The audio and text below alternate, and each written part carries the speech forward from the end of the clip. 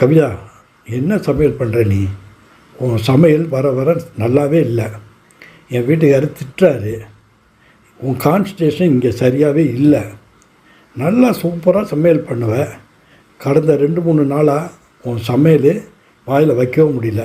என்ன பிரச்சனை அப்படின்னு அந்த வீட்டுக்கார எஜமானி கேட்க, ஒன்றும் இல்லைம்மா, கொஞ்சம் பிரச்சனை, அதனால் இப்படி நடந்து போச்சு, இனிமேல் நான் சரி பண்ணிடுறேன் அப்படின்னு தாழ்மையுடன் பேசினா கவிதா. கவிதாவுக்கு வயசு ஒரு 45. வேலையெல்லாம் முடிச்சுட்டு வெளியே வந்தா. அவளுடைய வீடு நீங்கள் நம்ப மாட்டீங்க, ஒரு அப்பார்ட்மெண்ட்டு, 2 பெட்ரூமு. அது இன்னையோட மதிப்பு 1 கோடி ரூபா. வீட்டுக்குள்ளே வந்து கதவை திறந்து ஹாலில் உட்காந்தா. ஒரே டயர்டாக இருந்தது. ஃப்ரிட்ஜை திறந்து கூல்ட்ரிங்க்ஸ் எடுத்து குடித்தா. ஏன் இவளுக்கு இந்த நிலைமை? அதை பற்றி தான் இந்த கதையில் பார்க்க போகிறோம்.